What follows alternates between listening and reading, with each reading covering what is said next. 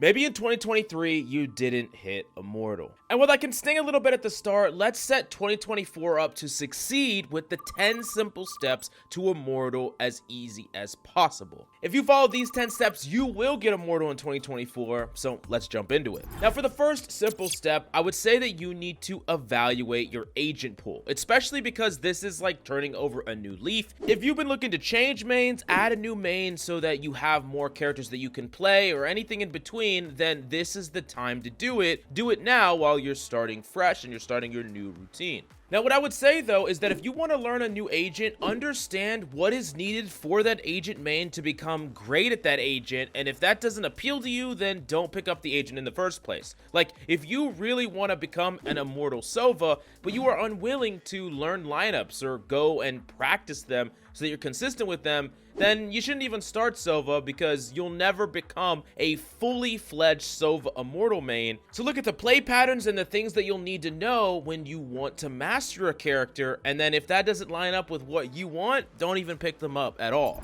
Then number two, and this is a really core thing that you need to work on in 2024, is your mechanical skill. Mechanical skill is absolutely needed, and it's the building blocks for pretty much everything else. Being able to execute on a proper play is very important, and you can be making all the right decisions, but because you can't hit a single damn shot, you're failing even though on paper you should be succeeding.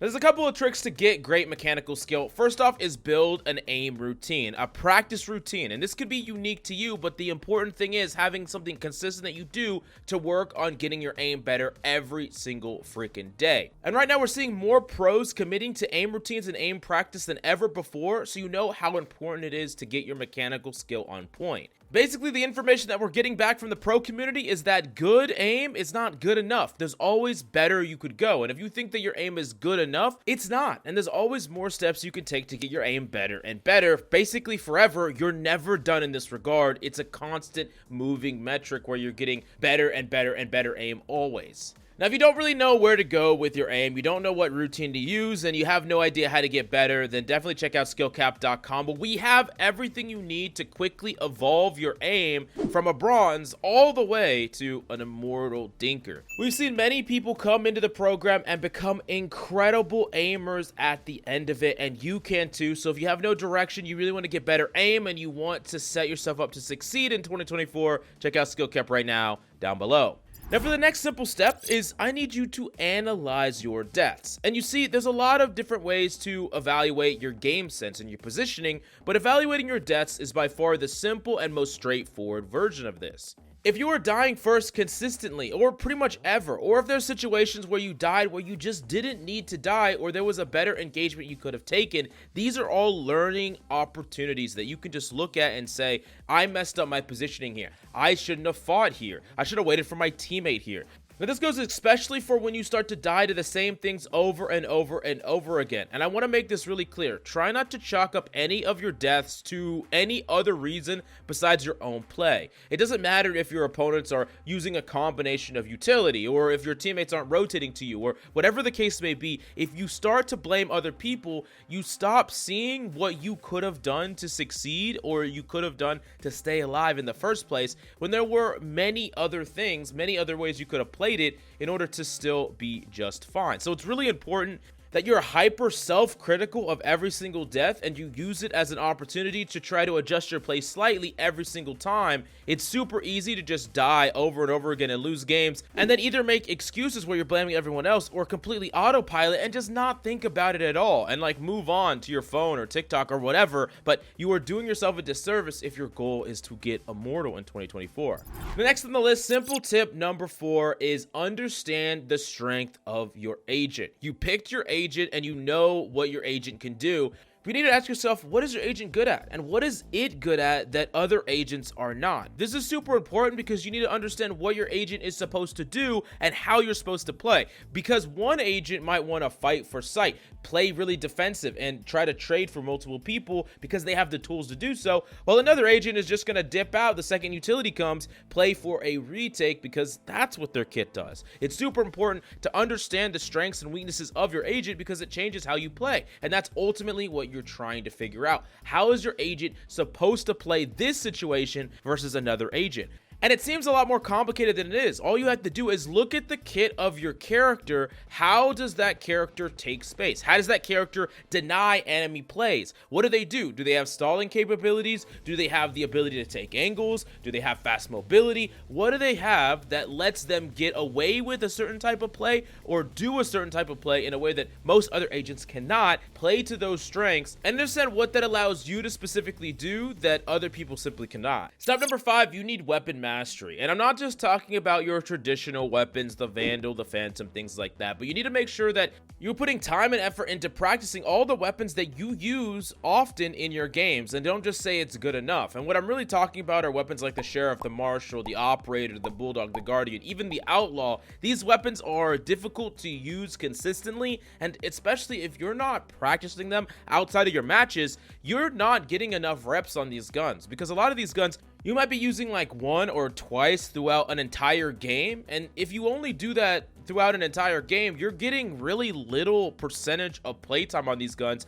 which means that you're going to be inconsistent, unreliable, and just not playing to your peak potential if you just put a little bit of practice into these guns. And when you buy these, being able to get the kill, win the eco, or use that economy and actually convert it into round wins, that's so freaking important. But you're doing it with almost no practice time on these guns, no play time on these guns. So it's really, really important that you look at all the guns that you pick. What is your common buy pattern? What do you normally buy? And it shouldn't be random, it should be consistent. And then from that, you can understand which weapons you should be practicing the most, and then you could be really confident when you whip these weapons out in your games that you are going to be consistent with them. Now, speaking of consistency, we need to talk about consistent ability and ultimate use. First off, with abilities, you're going to be using a ton of abilities throughout all your games, and every single ability, especially the abilities that don't work the way that you intend when you're trying to use it for something and it just doesn't work, like you try to flash someone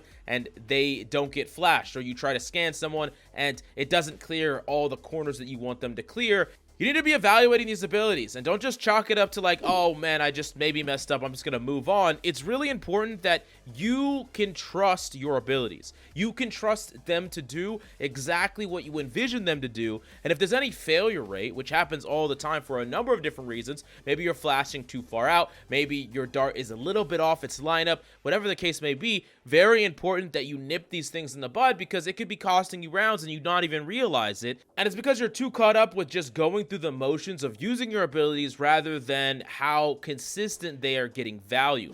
Now, moving on to consistent ultimate use, this is very similar to abilities, although the added factor is that if you use an ultimate and then waste it, you could have saved it for the next round. Abilities you can always just buy again if you have enough economy, but ultimates are things that you need to really evaluate whether or not it's possible to win a round with an ultimate. If you have a plan and you have an ultimate that you know is going to get value, then you can definitely invest in ultimate. But as the odds stack against you more and more and more, you need to ask yourself, should I use my ultimate now, or should I save it for the other round that gives me more even odds and I can use it to push it over the edge? Your call, of course, at the end of the day, but if you ever invest in ultimate that doesn't end up in a one round, you need to be hypercritical of that round. Make sure that you understand if your reason for using the ultimate was justified in the first place, or if you made a fundamental error there, so that your next ult will be that much better.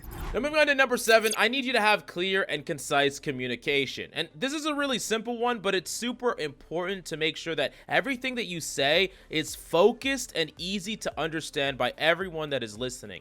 And really, this means not like raging in the mic, not like dying and like explaining why you died, or, you know, making all these crazy noises like, oh damn, I can't believe you hit that shot, or whatever. All these things are just made to make you feel better, right? They have nothing to do with the game or winning the game. So every time you die, I want you to be very specific with what information you know that your teammates could use, and try to leave everything else out. And if you ever come up with a game plan, try not to overcomplicate things, because the more complex you make a game plan, the more and more people that you're going to leave on the wayside, and they're not going to understand, and then the whole game plan falls apart. So make things simple, make things concise, and you're going to have much better communication overall. But I'm not saying don't joke around and don't make things lighthearted. In fact, that can be the difference between people tilting on your team and everyone kind of just taking it chill. So those kind of comms, the comms that bring up the spirits of your team, are also incredibly useful.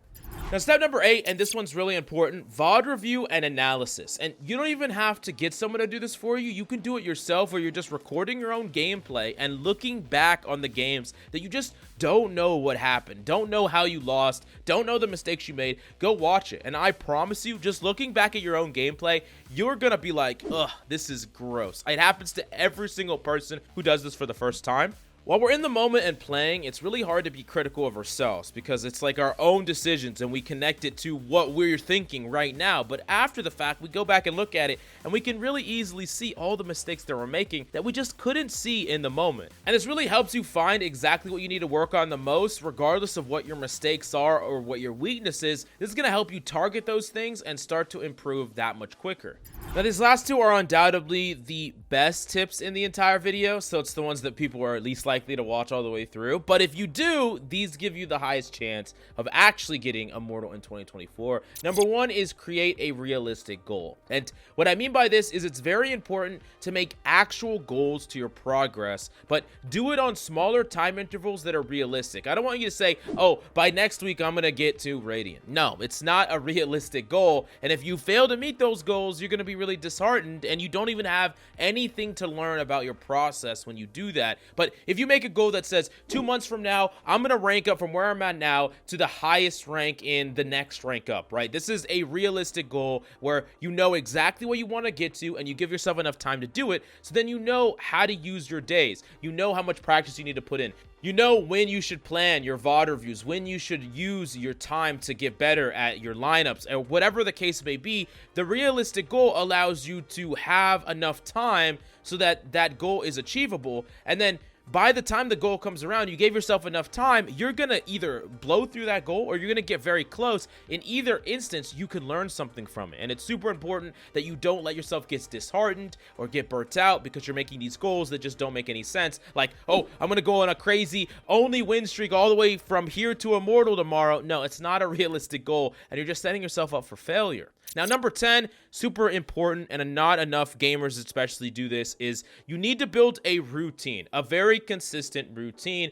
And this means playing consistently. This means doing the same things every single day. This means every time you log on, you're going to go through a certain cycle of things, whether that's aim training, into warm up, into gameplay, into review, whatever it has to be.